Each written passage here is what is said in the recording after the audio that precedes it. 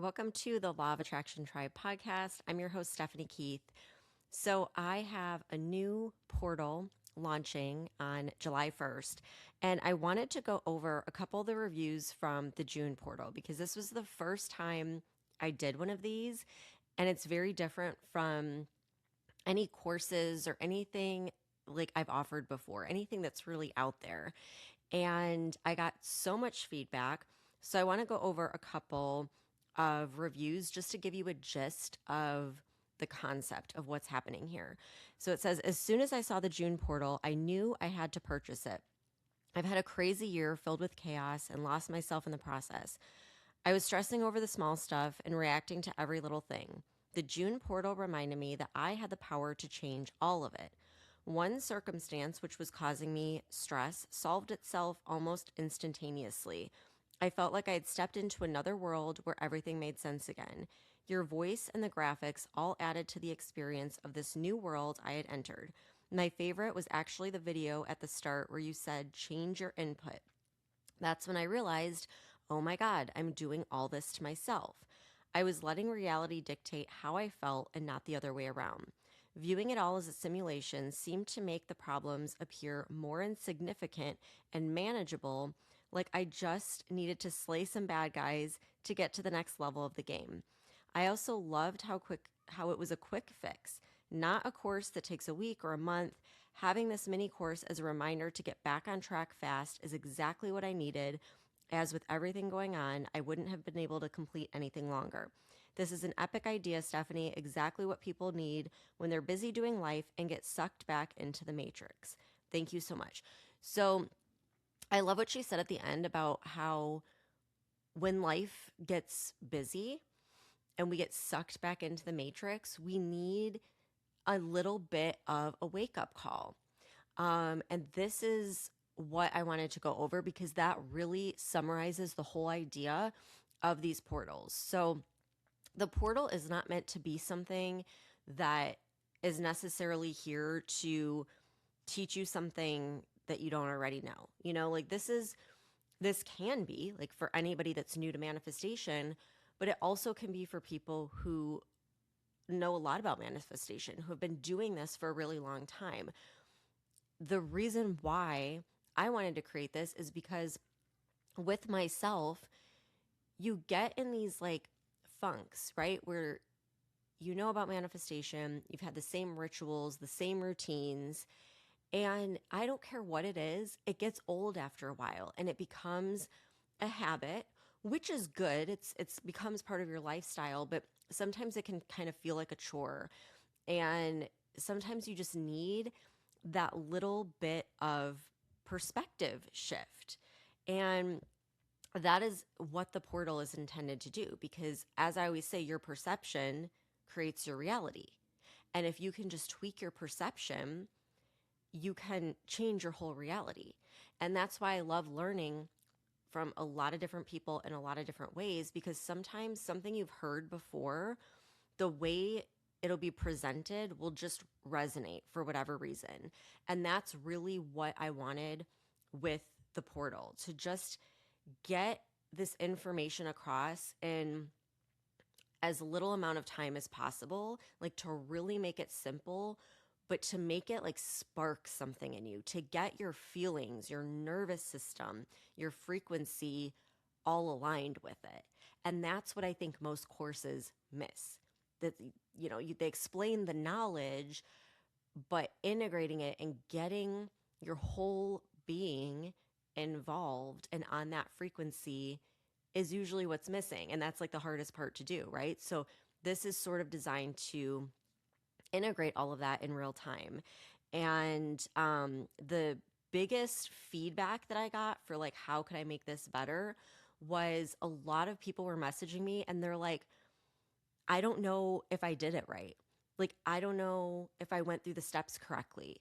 And this is something I've noticed forever, like ever since I started talking about this stuff, is we're so conditioned to have like a plan, a very linear plan, that people feel worried or out of control when there's not a clearly defined path.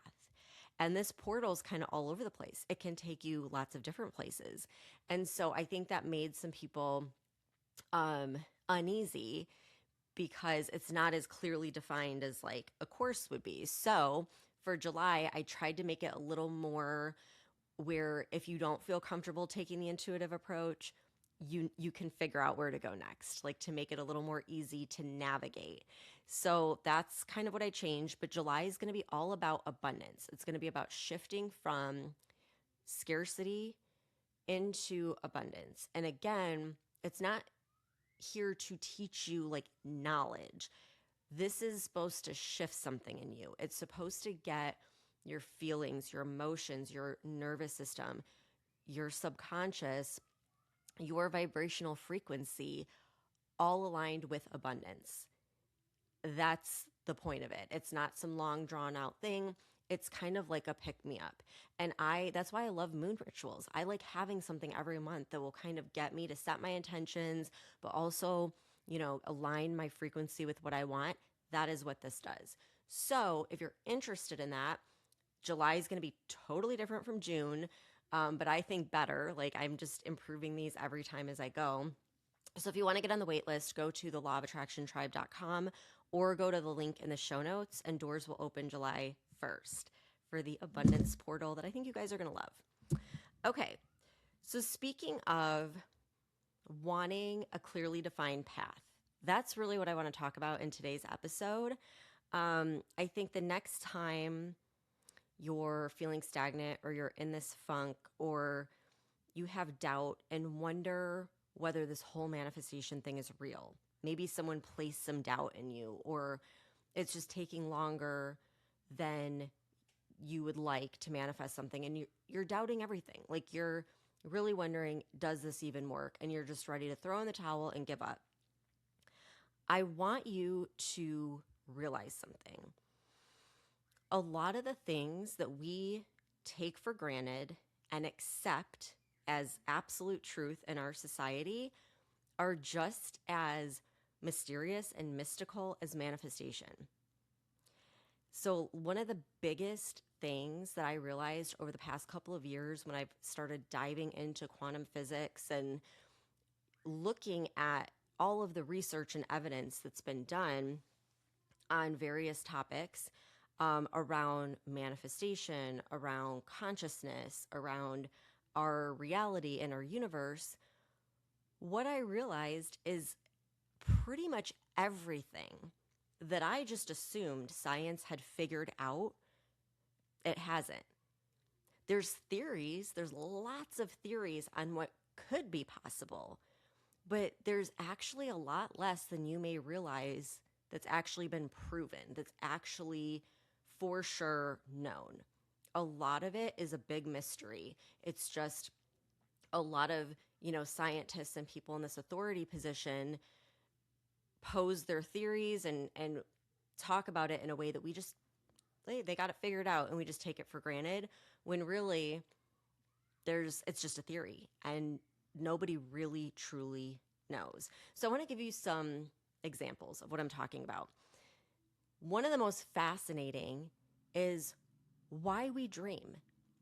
Okay, so I always just assumed that neuroscientists or someone, doctors, whatever,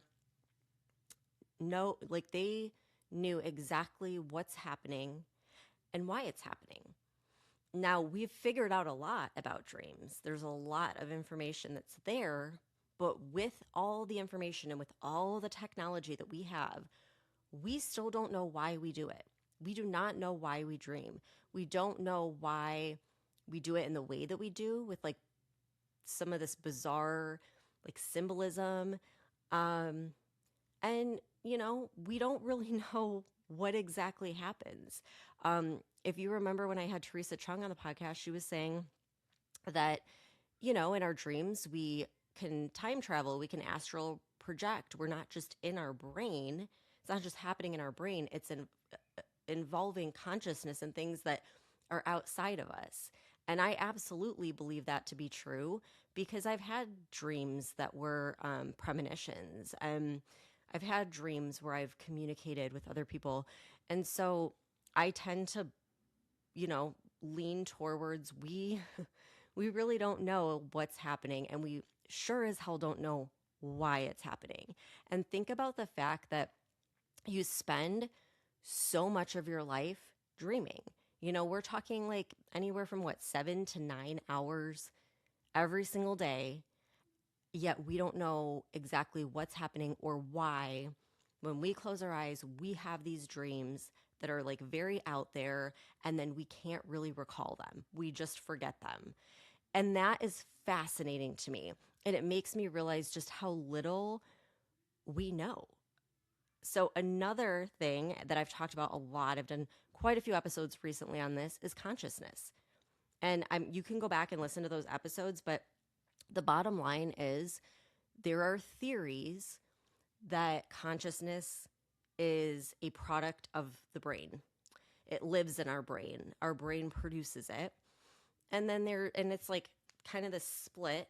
And then there's theories that it's non-local, meaning it's outside of our physical body. Our brain is more like a receiver and a filter of consciousness.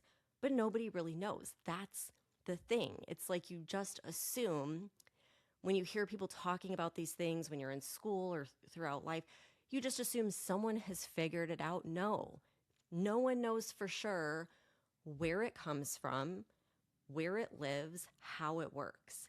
Another example is we don't know what happens to consciousness under anesthesia.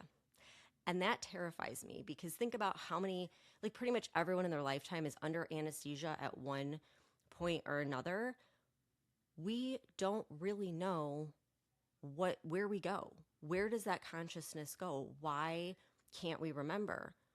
Are we actually there experiencing it and then we just forget?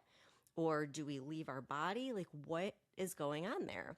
And there's a lot of theories around that. And there's a lot of evidence to show that maybe we do leave our body. Maybe the consciousness leaves and comes back, but we don't know why. We don't understand how it works. And that's crazy to me. Another big popular one is dark matter. Okay. We don't know what dark matter is. We do not know. Yet it makes up most of the matter in the universe. But we really don't know hardly anything about it. That's crazy to me. You think about the most abundant thing in the universe, and we don't understand it. We don't know what's going on there. And then our reality. This was the most eye-opening thing when I was preparing for Quantum Catalyst. I tried to research every physicist possible, every scientist, every theologist, everything. Anyone who has spoken on our reality, I wanted to get their perspective on it so that I could then look at all of this evidence and all of the theories and kind of decide, what do I think is going on? Because I'm fascinated by it. And what I was left with, again, is no one knows. Truly, no one knows. You think our reality, yeah, matter, that's real because our scientific world has been in this materialistic view for our whole lifetime. But that's such a small spectrum of what's actually happening, a small part of the spectrum of what's actually all the different theories that are out there and all of the different scientists that would debate that. And so it's very surprising because if you're like me, you grow up believing that science has all the answers. And what were we told over and over and over again? I mean, talk about the conditioning in 2020. Trust the science, trust the science, trust the science. Well, guys, science is a bunch of theories, and science is always changing. You look at what was the science 100 years ago, 500 years ago, even 50 years ago. It has changed and evolved. And so it's just very interesting because manifestation, a lot of people look at manifestation and just spirituality in, this bucket of that's a little woo-woo. That's kind of iffy. I don't really know that I believe that. There's a lot of skepticism around it, even within the spiritual community. But what we really should be just as skeptical of are all of the scientific theories that we've just taken for granted our entire lives because no one ever told us any different. We didn't know any better. And when you start looking at it that way, you realize that our reality itself is a mystery. It is the biggest mystery. Our consciousness, a big mystery. And I don't care who they are, whether it's a mathematician, a scientist, someone in the religious community, nobody knows for sure. That's my point. Nobody knows for sure.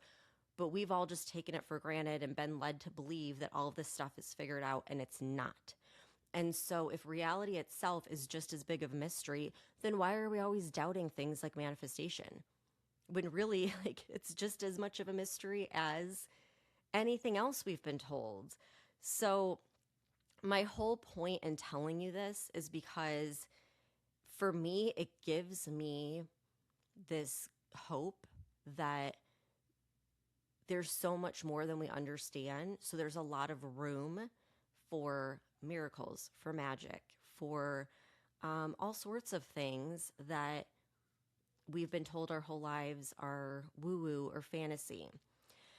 So, how do we get here? And this I want to bring up because I heard this on the Acid for Squares podcast the other day, and I was just like, holy shit, this just makes sense of like why we're under the impression that all of these things are figured out when they're not. And it's because humans love fitting things into a nice little box. We like to categorize things. We like to itemize things. It helps us understand something we don't understand. We give it a label, we give it a category, and we put it on this shelf, right? And we do that because no one wants to say that they don't really know, that they don't have the answers, that there's uncertainty. And so we give something a label and it's like, okay, that's what it is. Now stop asking questions.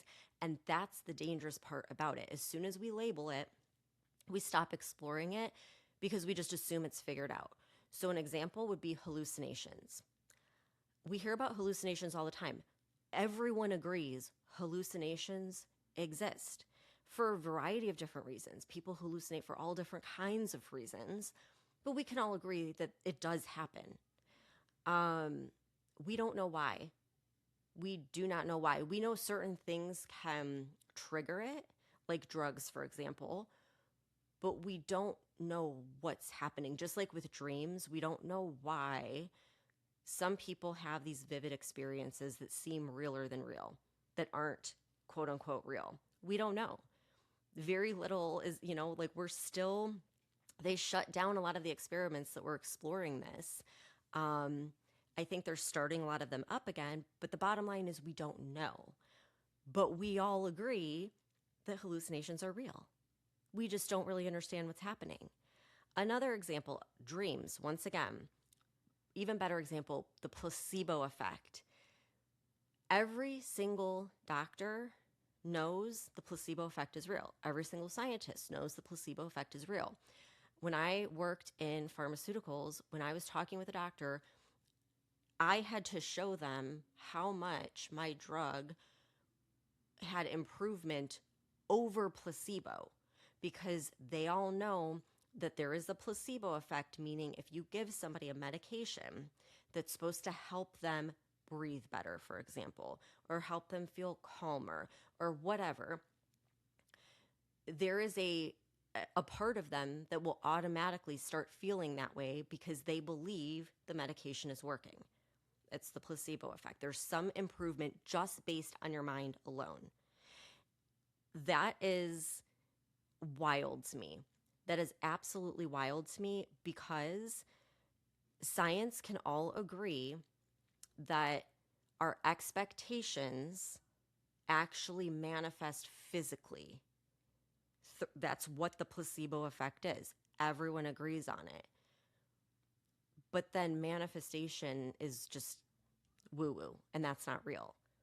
You see what I'm getting at? It's like something that everyone widely accepts, and you don't even know why you accept it.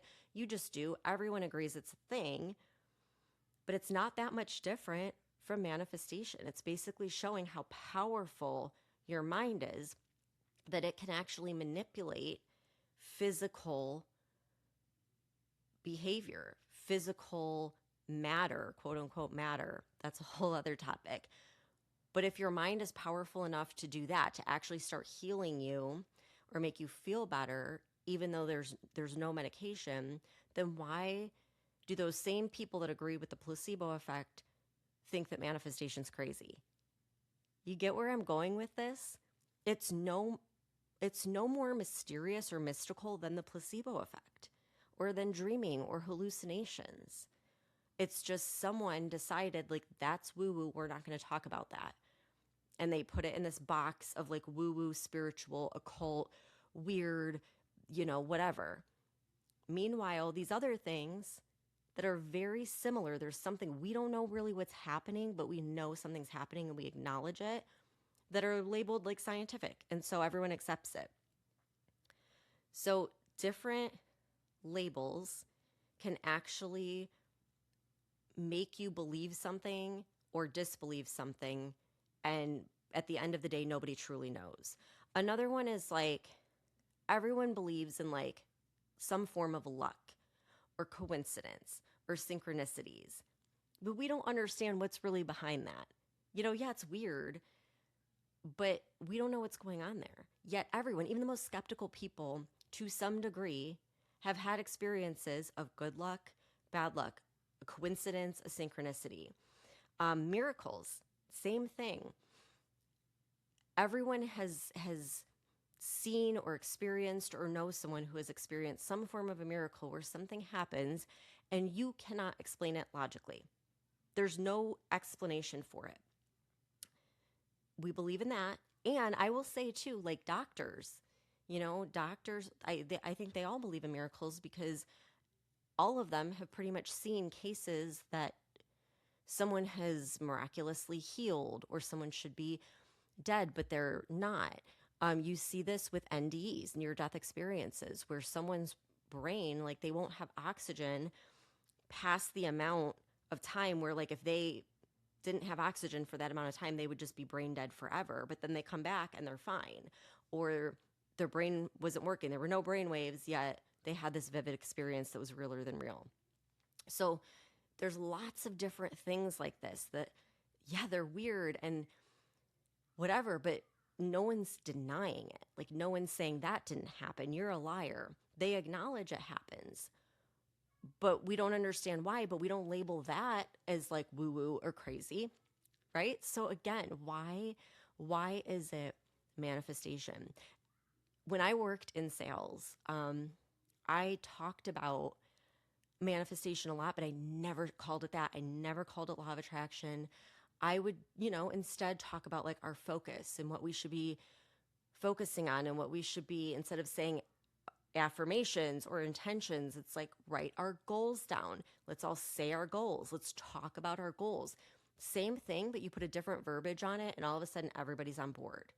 Why? Because of a label that makes you feel like this is safe, this works, someone's figured it out, when really it's all the same thing. It's all the same freaking thing. So all of these labels are not explaining why these things happen. They're just categorizing things that we observe. That's it. So a label is not an explanation. I'll just leave it at that. So next time you hear like, oh, about dark matter or whatever, that's a label that they put on it, but it doesn't explain what's happening. And if you dive further and further into it, you'll realize how little we know about a lot of these subjects. So let's see here. Okay.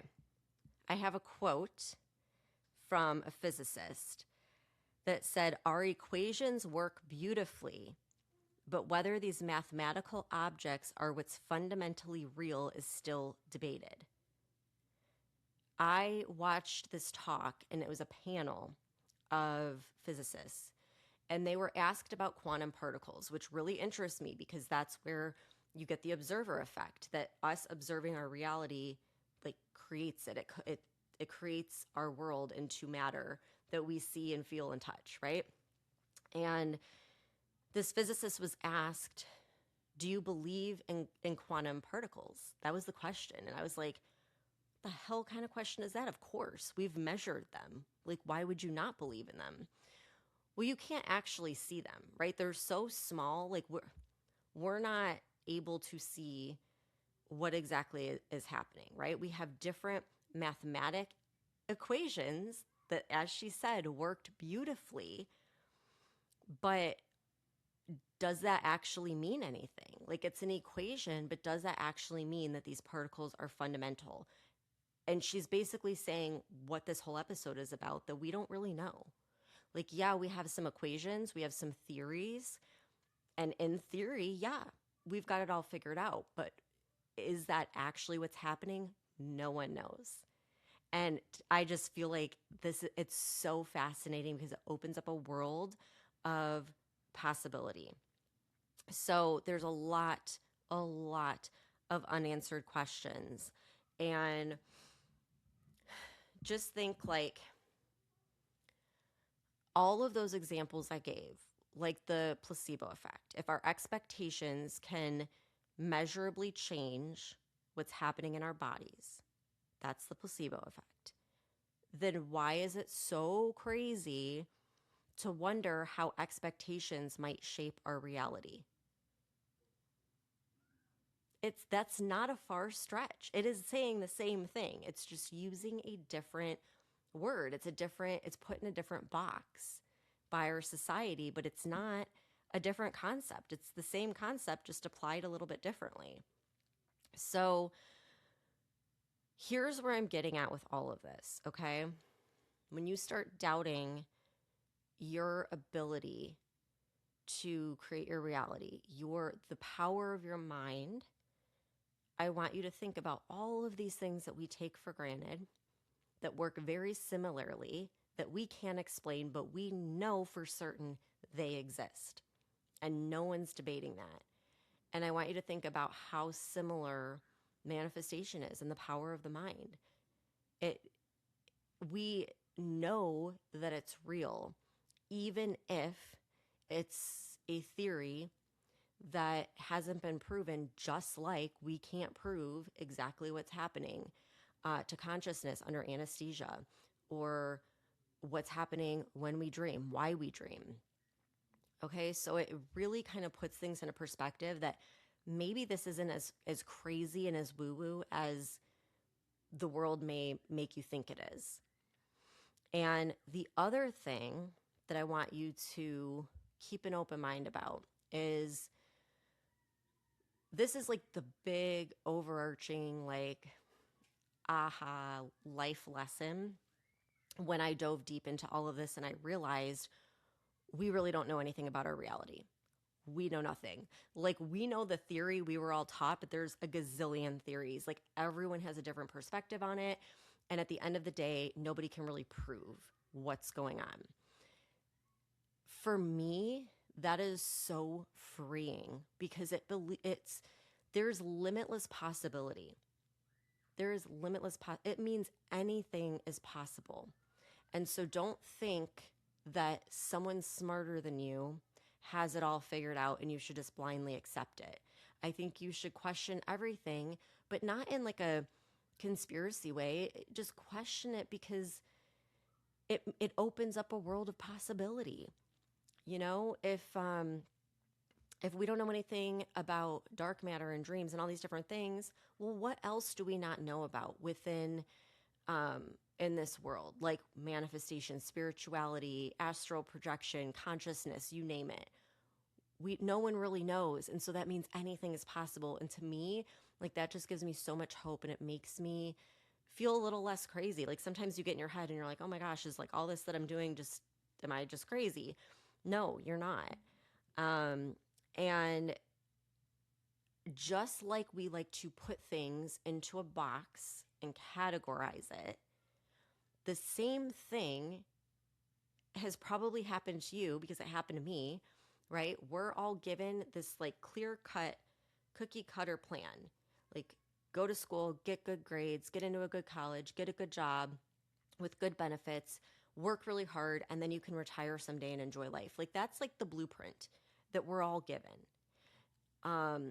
And I think that's part of the problem. Like, our whole lives are sort of defined for us. Our expectations aren't really our expectations, it's what someone told us that we should expect.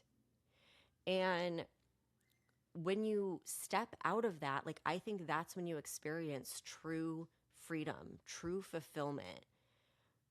That was the case with me. Like, when I stepped out of that blueprint, it was the scariest thing I ever did because I didn't know what was coming next, but it was the most freeing thing. And once again, I didn't know what was coming next, so that meant anything could happen.